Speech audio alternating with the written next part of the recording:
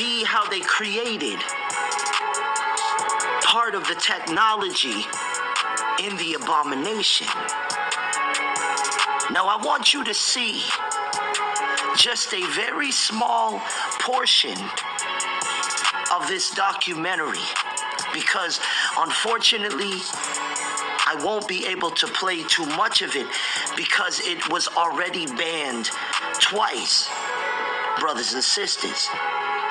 But I need you to see that before the abomination was implemented across the earth, and while all of these blinded shepherds were not warning the people, the Son of God was crying in the wilderness, pleading with as many as possible to take heed to the warning before it would be too late. I want you to watch this, and we'll be right back.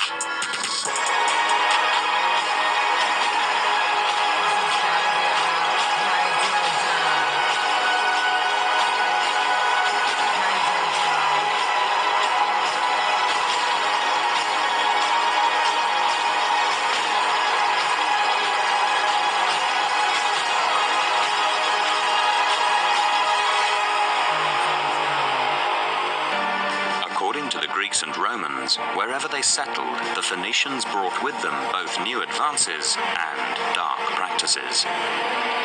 By far the most terrifying allegation was child sacrifice. In times of war, famine, or pestilence, the Phoenicians sacrificed their own infant children.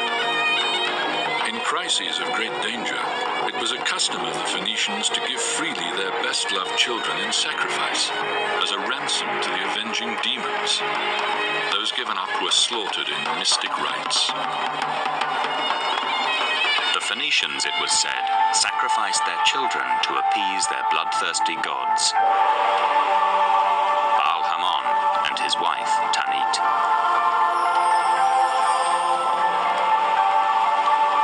Tanit took many forms. They could have an animal face or be human. Baal was often represented as a disc and a crescent. Baal was often represented as a disc and a crescent. Now, brothers and sisters, the reason why I wanted to speak to you is so that way you get context of what it is the Lord was warning us about right before the abomination was enforced across the earth. You see, this revelation of the doctrine of Balaam was already given, and this is prophetic to show you that the Lord, Son of God, is truly with us and that he loves you so much. But the reason why I had to speak to you is so you can get the context of what is being said in this documentary. I wanted you to see with your own eyes what the image of Baal looks like according to literal ancient carvings. Because you see, on this documentary that I'm not going to be able to play all of it for you to understand, there is a part where I break down what is in the abomination, and one of the ingredients is called hydrogel. And if you don't know what that is, you should do your research. But it just so happens to be, brothers and sisters, that the video you're watching on the screen, this video is from the military company called DARPA that created this hydrogel to begin with. You see, the thing about this hydrogel is that it has nanotechnology within it, and I want you to look at what this nanobot technology looks like under a microscope, brothers and sisters. Now I want you to watch the remaining clip of this video, and we'll be right back. Some historians believe Baal was the root of the word Beelzebub, who today we associate with the devil. They literally made the nanotechnology in the hydrogel in the image of Baal. Now you see why I am so angry with these false prophets and false teachers, laughing everything off as if it's a joke, trying to lie to you to take this abomination. Baal was often represented as a disc and a crescent. Baal was often represented as a disc and a crescent. Brothers and sisters, this is one of the most diabolical plans that has ever been ushered in on the face of the earth. I mean, think of the blasphemy and the abomination that the very false God, and make no mistake about it, this is a real principality that is worshipped called Baal, but he is a false God because there is but one God. There are three that bear record in heaven: the Father, the Word, and the Holy Ghost, and these three are one.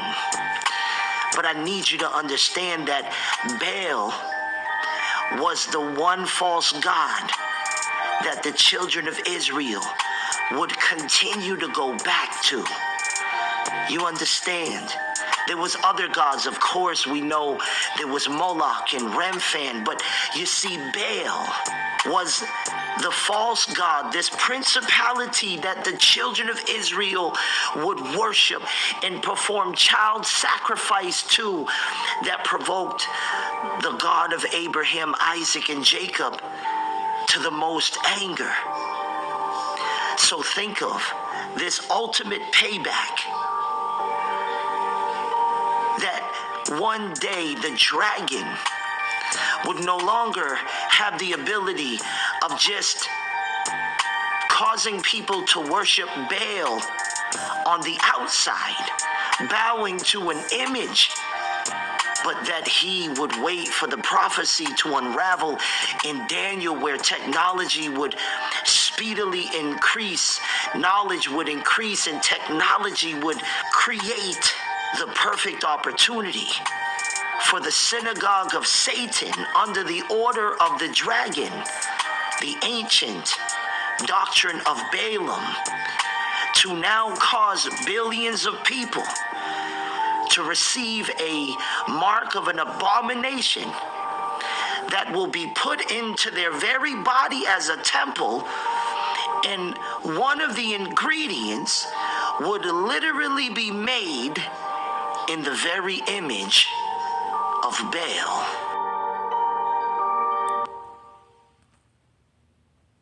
Listen,